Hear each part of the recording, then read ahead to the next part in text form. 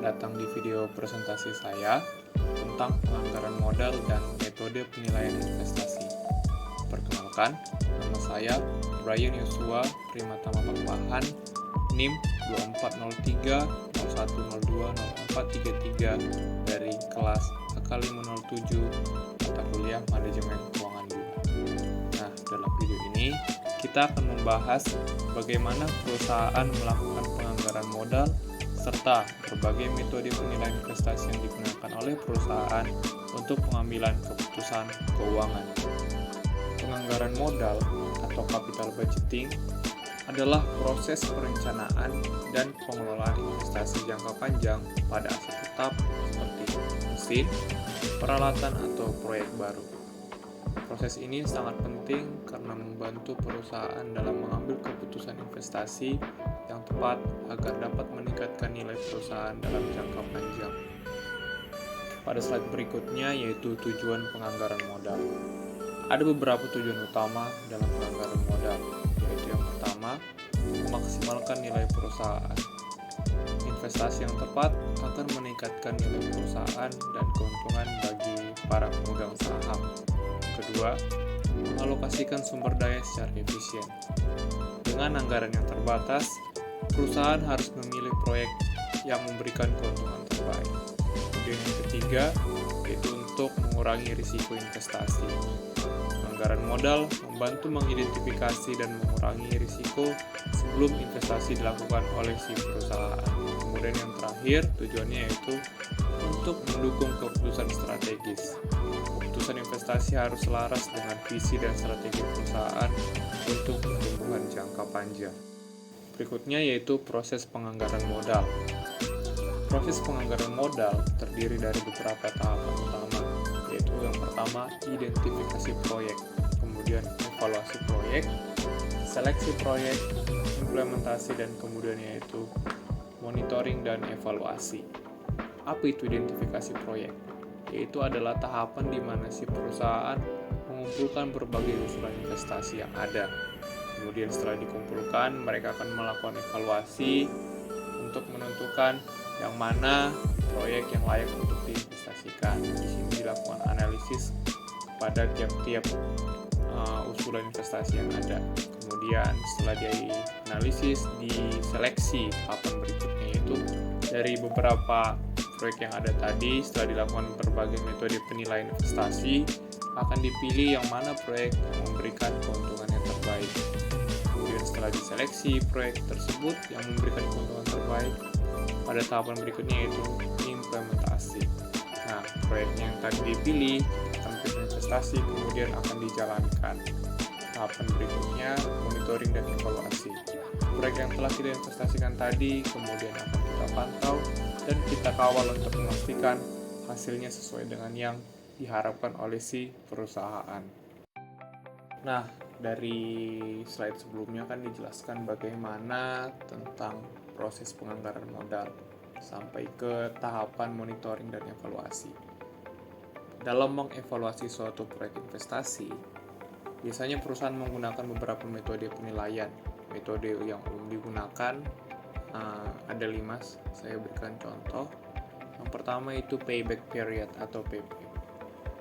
Tahapan atau metode ini digunakan untuk mengukur seberapa cepat investasi bisa kembali. Kemudian net present value atau NPV. Metode ini menghitung nilai keuntungan dengan mempertimbangkan nilai waktu uang.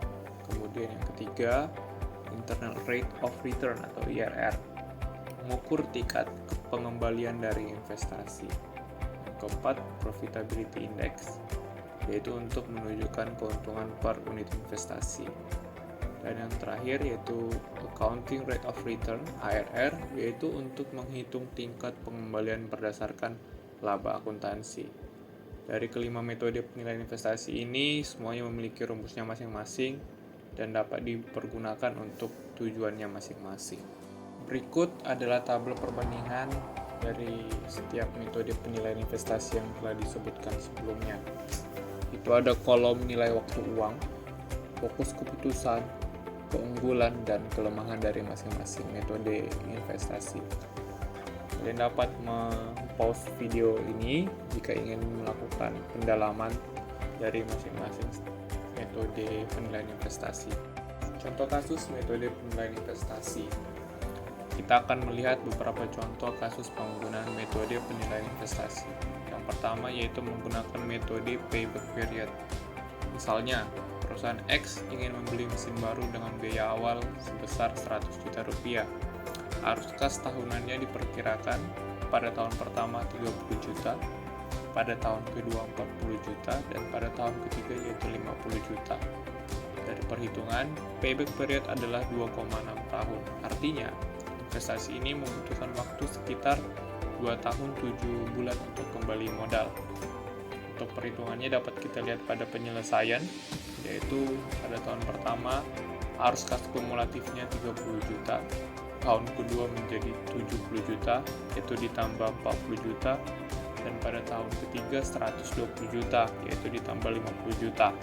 Nah, di angka 120 juta ini kan sudah melebihi modal awal nih. Nah, kita cari di mana dia titik 100 jutanya, yaitu didapatkan pada angka 2,6 tahun, yaitu 2 tahun 7 bulan. Inilah yang menjadi jangka waktu untuk pengembalian biaya investasi awalnya. Contoh kasus berikutnya yaitu dengan menggunakan net present value, yaitu mempertimbangkan nilai waktu uang. Nah, contoh kasusnya. Perusahaan Y berinvestasi sebesar 200 juta rupiah dengan arus kas tahunan sebesar 70 juta, 80 juta, dan 90 juta dengan tingkat diskonto 10%. Dari perhitungan didapatkan angkanya yaitu minus 2,63 juta rupiah. Artinya, proyek ini tidak layak karena menghasilkan nilai yang sekarang lebih kecil dari investasi awal, yaitu angka 200 juta. Perhitungannya dapat kita lihat ada rumusnya. Jadi tiap-tiap tahunnya itu akan didiskontokan dengan menggunakan rumus. Tahun pertama kita dapat angka 63,64 juta rupiah. Tahun kedua kita dapat angka 66,12 juta, dan tahun ketiga 67,61 juta rupiah. Setelah ditotal, angkanya itu ada di 197,30 juta rupiah. Nah, kalau kita hitung kan itu nilainya lebih sedikit ya dari nilai investasi awal yaitu 200 juta. Jadi dia ada selisih minus 2,63 juta rupiah, yang artinya proyek ini tidak layak untuk dilanjutkan kalau kita menilai atau menghitung menggunakan metode net present value.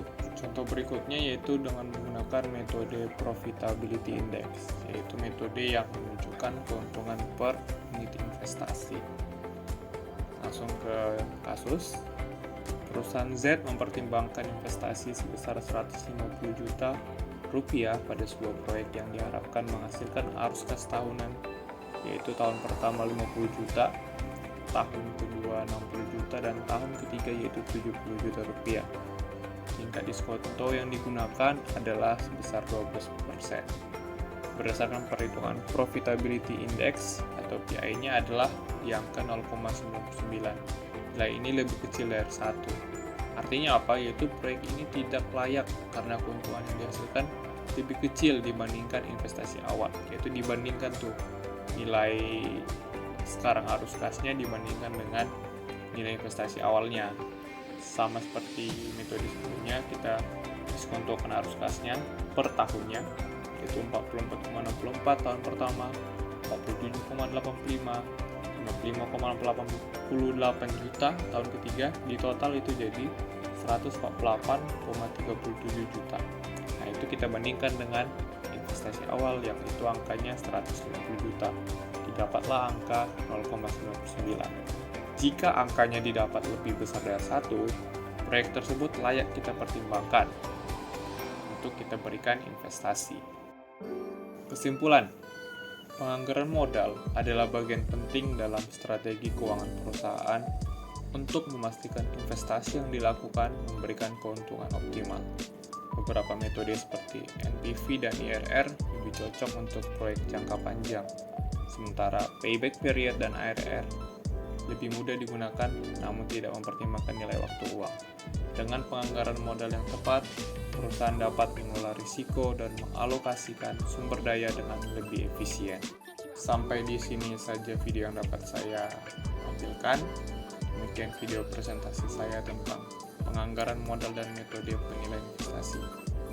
Terima kasih atas perhatiannya. Semoga video ini dapat bermanfaat bagi rekan-rekan yang menyaksikan.